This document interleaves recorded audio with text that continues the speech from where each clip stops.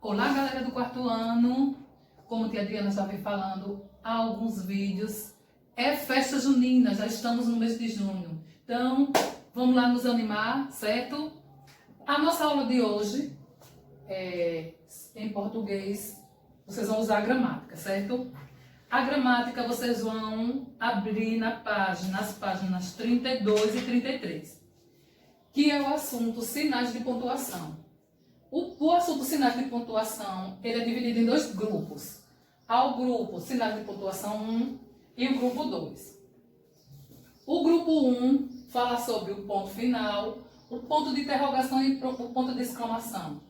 Por que existem esses sinais em frases, consequentemente em textos, para organizar melhor os textos e que você possa expressar algum sentimento, a depender de como você expressa a sua fala, de como você expressa o acontecimento em um texto, aí será necessário você utilizar esses pontos aqui no final das frases, certo? Vamos lá.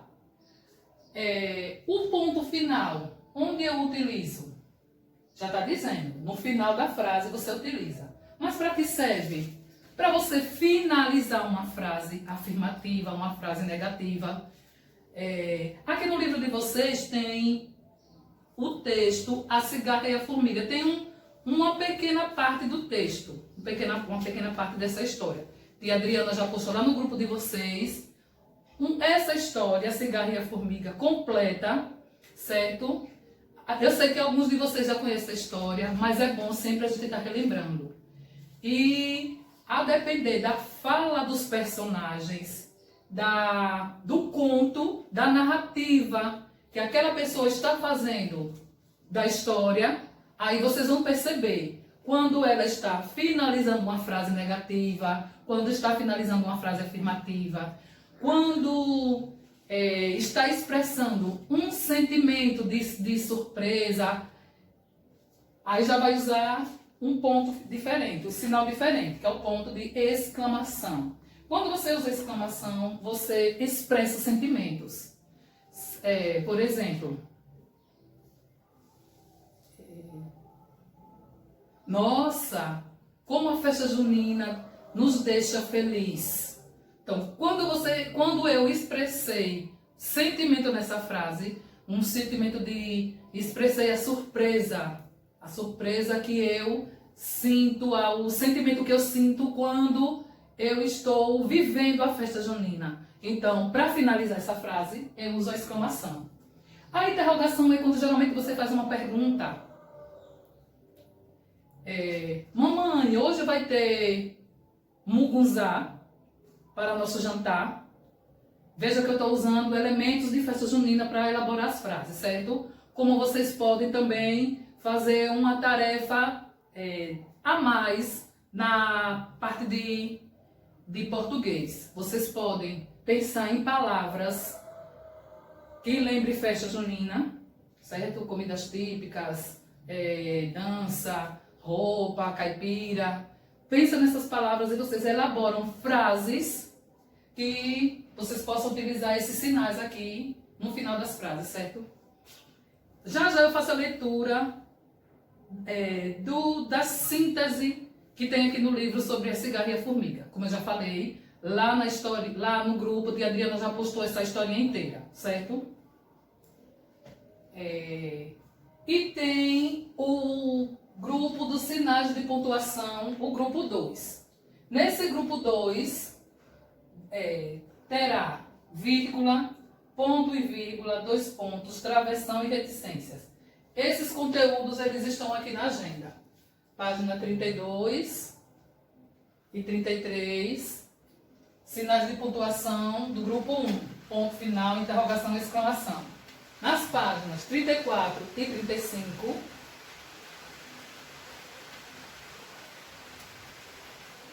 tem o grupo 2 de sinais de pontuação. E as atividades seguem das páginas 33 à página 36, certo? Quando é que você usa uma vírgula em uma frase? Você usa uma vírgula para enumerar exemplos Como assim enumerar exemplos? Para separar palavras em uma enumeração. Por exemplo, hoje mamãe vai preparar canjica, vírgula, mungunzá, vírgula, milho cozido, vírgula, cuscuz. Então vocês vejam que eu falei a vírgula, falei esse sinal, vírgula, várias vezes. Eu enumerei os alimentos que a mamãe estará preparando no dia de hoje. Então a vírgula serve para fazer essa enumeração nessa frase de alimentos, dos vários alimentos que a mamãe vai preparar. Eu não posso dizer todos assim, canjica, mungunzá, cuscuz, não. Eu tenho que separar esses alimentos por vírgulas, certo? E também a vírgula serve para você indicar uma localidade, uma data. Vamos que você vai escrever uma carta. Você vai mandar uma mensagem no celular. Aí você vai colocar a data. Coloca primeiro o local, né? Barra dos Coqueiros, por exemplo. Vírgula. Aí você coloca o dia de hoje, o mês e o ano. Aí você usa também a vírgula. Você está separando o local da data, certo? Ponto e vírgula. O ponto e vírgula existe para você dar uma pausa maior do que somente a vírgula. Como assim? É bom sempre a gente citar exemplos. Por exemplo, a canjica da mamãe é boa, ponto e vírgula. Mas a canjica da vovó, ou se você não quiser repetir canjica, mas a da vovó, quando você coloca esse a, você está se referindo à canjica. Mas a da vovó é bem melhor. Então você foi dar uma explicação maior, foi dar uma pausa maior para dar uma explicação no caso, comparando alimentos. Aí você usa um ponto e vírgula, a questão de uma pausa maior. Quando você usa dois pontos? Quando você vai iniciar uma fala. Você diz assim, eu acabei de falar com a mamãe e ela me falou assim. Dois pontos. Então, mamãe vai dar aí vai ter um início de uma fala, certo? Quando você diz, mamãe falou assim, ou mamãe disse, ou ela falou, ou ele disse, ele perguntou. Perguntou o quê? Então, ele perguntou, aí você usa dois pontos e vai elaborar a frase que é a pergunta ou que é a resposta que alguém deu para você, alguém deu para outra pessoa. Certo? Então, quando alguém vai se preparar para dar uma resposta, ela me falou assim, ela me falou, dois pontos. Aí, usa-se esses dois pontos quando queremos dar uma explicação, certo? Travessão é usado inicialmente na fala. Aí esses dois pontos estão ligados à travessão. Por quê? Alguém pergunta alguma coisa. Eu perguntei para a mamãe, dois pontos. Aí logo abaixo vem, eu elaboro a minha frase, eu elaboro a minha pergunta. Aí eu inicio, como é a minha fala, eu inicio com o travessão. Toda vez que você vê em um texto uma frase iniciada por um travessão, é porque ali é a fala de alguém. Certo? Alguém está falando alguma coisa naquele texto e é iniciado por um travessão. Quando é que nós usamos as reticências? As reticências é quando você não concluiu a sua frase, o seu pensamento na frase. Né? Eu gostaria de perguntar três pontinhos. Perguntar o quê? Quando você provoca isso na cabeça de alguém. Perguntar o quê? Vá, faça a pergunta. Então, quando você fala, eu gostaria de perguntar, e você não conclui a sua frase, não conclui a sua fala, então, usa-se as reticências, certo? Então, as reticências é a frase interrompida, como eu estava falando.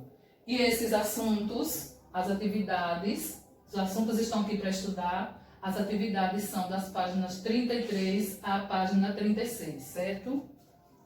Ouçam bem a historinha Cigarra e a Formiga. Preste bem atenção onde os sinais serão utilizados, porque a tia Adriana vai dar um destaque a mais nessas frases quando estiver fazendo a leitura, tá certo? Primeiro que a Adriana vai ler, vai dar um destaque na parte que tem pontuação e vocês vão... esse texto na página 32, certo? Abra aí o livro na página 32 e a partir do momento que a Adriana fará a leitura, imediatamente vocês vão perceber que nessas paradinhas, desses destaques, haverá um sinal de pontuação, certo? Tia Adriana não vai dizer que sinal é. Só pela fala, que vai ser diferente no momento da leitura, você vai perceber, tá certo? A historinha é A Cigarra e a Formiga. A cigarra cantava no verão, enquanto que a formiga passava os dias a guardar comida para o inverno. Quando o inverno chegou, a cigarra não tinha o que comer e foi procurar a vizinha formiga. Formiga, por favor, ajude-me. Não tenho o que comer. A formiga perguntou: o que é que você fazia no verão? Não guardou nada? No verão eu cantava, respondeu a cigarra. Ah, cantava? Pois dance agora. Deve-se prever sempre o dia de amanhã. Então, a moral da história, essa é uma história que tem um ensinamento no final. Então, a moral da história, o ensinamento é: a formiga trabalhava, mas ela trabalhava porque poderia mudar a estação e nessa mudança não ter alimento suficiente para passar dentro do seu formigueiro todo esse tempo. Então, a formiga, enquanto a cigarra só se divertia, aproveitava a estação, o verão, enquanto isso, a formiga só trabalhava. Houve a mudança de estação e a cigarra precisou de alimento e a formiga tinha bastante alimento. Então, o que foi que aconteceu aí? A cigarra pensou no dia de amanhã, guardou o alimento para quando chegasse a outra estação que iria faltar, ela teria alimento suficiente para todo o seu formigueiro, todas as suas espécies. E a cigarra foi pedir ajuda. O que você faria? Você diria para a cigarra que não iria ter comida para ela? Você não ajudaria a cigarra? Vamos pensar um pouco diferente nessa moral da história.